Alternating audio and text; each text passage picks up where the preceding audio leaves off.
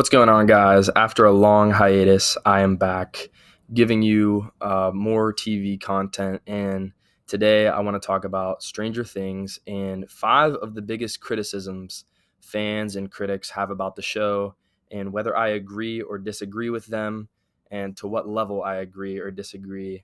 I want to preface this video by saying when you're a great show, or really great in anything, you're a great athlete, you're a great artist, people are going to criticize you. There's going to be haters. So there's a lot for Stranger Things. And I'm not saying the show is perfect and that there should be no criticism, but I think a lot of people try to attack it because people get offended when something gets super popular. Before I get started, hit this video with a like and hit my channel with a subscribe.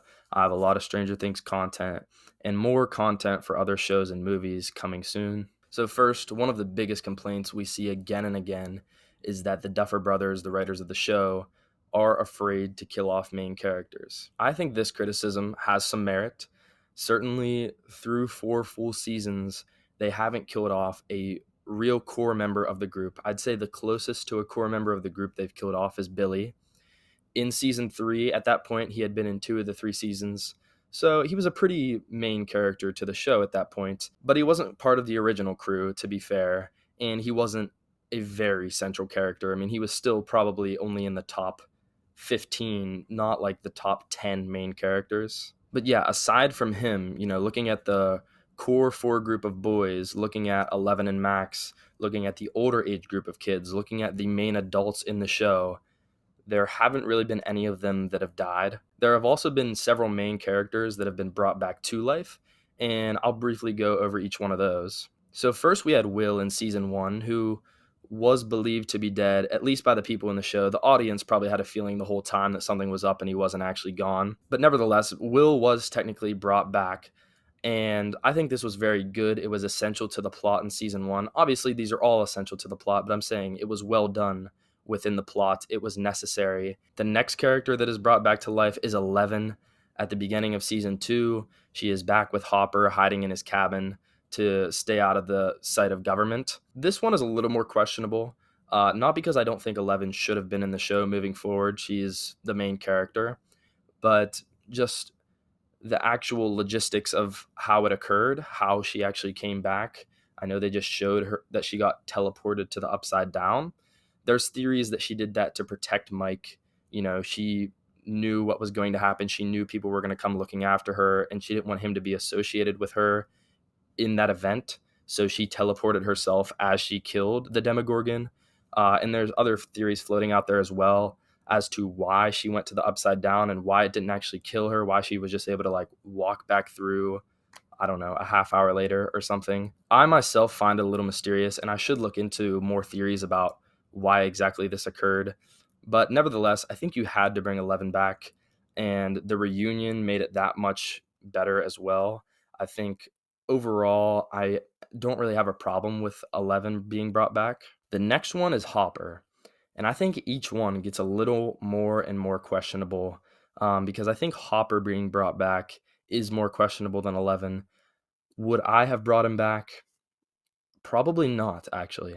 And it's hard for me to say that because Hopper is my favorite character in Stranger Things easily. But I think the way he died and his send off was perfect and heroic at the end of season 3. And I do think it slightly cheapens the whole premise of season 3, and especially those closing moments where he looks at Joyce, where he sacrifices himself for the better of the crew. I think it cheapens it a little bit. But that being said, I really enjoyed his presence in season 4, and it would be hard to imagine the show moving forward without Hopper, but I think it was just such a perfectly written death that bringing him back doesn't feel right from a technical standpoint, but emotionally, I am glad he's back. And then we have the most controversial one, which is bringing Max back to life in season 4. And I will straight up say I am against this one. I do agree that once again, it cheapens the moment of her death in season 4, which I think if she would have stayed dead, I think that becomes the best moment in Stranger Things. That and running up the hill. Max would own both of the best moments in all of Stranger Things. But instead, I do think it takes away from that scene a little bit. I still do really enjoy watching that scene. I think the acting and the physical acting from Caleb McLaughlin and Sadie Sink is so good. Their chemistry is perfect. The screaming, I mean, I really feel it watching the show. But yeah, I do think they should have left her dead. Now, I know she's in a coma now, so it's not as if there were no stakes, right? Like, oh, we still don't know. Her status is up in the air, supposedly, but realistically, she is going to be brought back in season 5. They're not going to put her in a coma and then a couple episodes into season 5 say, oh, no, she didn't make it. She will be back in season 5. Now, to what capacity? I don't know, and maybe I'll regret saying this. Maybe they will have such a great use for her in season 5 that it was worth bringing her back, but this just lets these people that complain about them not killing off main characters, it gives them more meat to the bone in their argument, and I have to agree with them on this one. I think Max should have stayed dead. I love her as a character, especially in season 4. I think she was the best character in season 4, but I just don't think you can bring her back, especially in the way she was brought back by a power that Eleven had never previously shown. And I know that's supposed to signify, wow, she had such a love for Max that she could summon that power from within her. But I think it was a little much. I think Max should have stayed dead because that scene was perfect the way it happened. And yeah, I think it was a mistake. So that one was very long winded. The other ones are shorter here. But my second complaint that I have to address is that they don't kill off the main characters, they always kill off the new characters. This one I don't think has as much merit as the complaint about them killing off main characters, because I don't think it would be a complaint if they had left a couple of those main characters dead or killed off a couple more main characters in different ways. I think Barb's death in season 1 worked with the storyline. I think Bob's in season 2, though a little predictable. I could see it coming, but even though it's a little predictable, I think it also works. I think he's the perfect nice guy to sacrifice himself for this family. Season 3, Alexi's death, I think that was par for the course, just with everything going on with the Russian government. And, they felt betrayed by him. So that guy really is a stoic, emotionless monster, and he just kills him in the middle of the carnival. I think that was reasonable. And then you have Eddie's death in season 4, which I think brings his character arc full circle pretty perfectly. I'm not saying the act of his death was completely necessary. Did he have to distract those bats in the way that he did riding on his bike? I don't know. But I'm saying the point behind it of him getting over, the fact that he's not good enough and that he's no hero, it actually turns out that he did have that within him. He did sacrifice himself and he was the hero. He was brave. I thought it was cool how they brought that out of him. So, really, I think all of these deaths for these one season characters have been appropriate.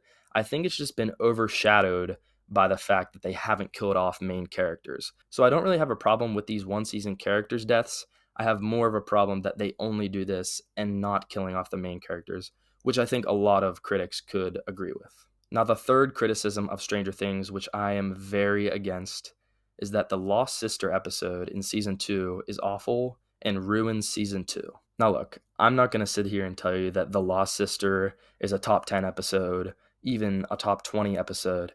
It's probably a bottom 5, bottom 3 episode, but I actually don't even think it's the worst episode, nor do I think it's a bad episode in general. Admittedly, I was a little upset when I figured out that this whole episode was going to be away from the Hawkins crew with just 2 episodes left after this in the season. It definitely interrupted the action of season 2. And for that reason, I do think it was a bad choice. But I'm criticizing the choice of placement, not the choice of the substance that was in the episode. I think this episode, potentially more than any other episode in Stranger Things, develops Eleven and tells us a lot about her character. One thing it really shows us about her is that she has empathy. And it's not to say that these aren't bad people, but I think that Eleven kind of falls more within the idea that hurt people hurt people. She is hurting, and her hurting more people and doing more outlandish things and inciting violence isn't going to solve any problems, isn't going to make the world a better place. And I think it just tells us a lot about Eleven's heart and where it's at. And I think it's important at this point in the show. Eleven is shown at many times to have a bad temper, to maybe make some questionable decisions, even though generally we already know she's good. I think this really confirms that she has a heart of gold and that she is a really good person that just had a rough upbringing that probably brings some temper problems out of her at times and has her in a rough place mentally at times. So yeah, I think this does so much for Eleven's character, and I love it for that reason. Yeah, are the side characters in this episode a little wonky? Sure, but I didn't find them too bad or too annoying as some people did. So really, I enjoyed the episode, but I wish they could have placed it a couple episodes sooner in the season, because I do think it interrupted the action in a way that wasn't very tasteful. But overall, I like this episode, and I disagree with the claim that it's awful. The fourth criticism of Stranger Things that I hear a lot is that Will has not been used well enough since season two, and I completely agree with this. I've been a pretty big critic of Noah Schnapp in season three and season four, just kind of talking about how I don't think his acting has been very good. And the argument I get back a lot of times is that, well, they haven't placed him in the right situations. And I think it could be a bit of both, honestly. I'm definitely hoping that in season five, they find a role for him that can get him back to the roots of Will and get him feeling more like the special character that he was in the first two seasons of the show, especially season two. But yeah, season three and especially season four, a lot of staring, not a lot of lines or moments that really impact the show in any great way. Yeah, I just haven't been feeling his performances overall. The fifth and final complaint that I have for today, the fifth and final criticism, is that the young actors look too old in the show because of how long the show has been going on now.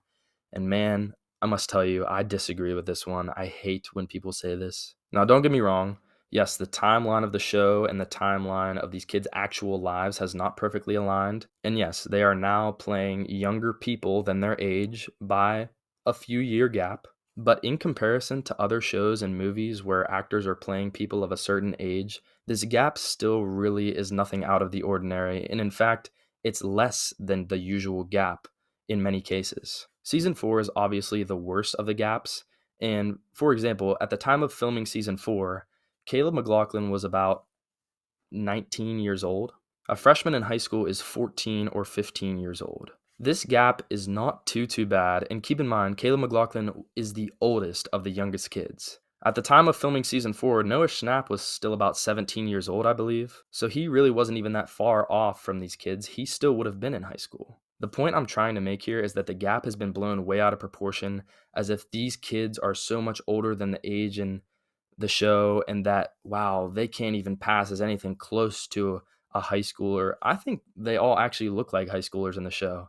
You can debate whether they look like ninth, 10th, 11th, 12th graders, but I think it's within the realm of possibility that these kids, after, being dressed the way they are, being shaved, and, getting the makeup that they have on, probably, I think it's within the realm of possibility that they're ninth or 10th graders. So I just hate this criticism because I feel like people are just trying to find something to complain about with this one, and that it really doesn't take away from the show.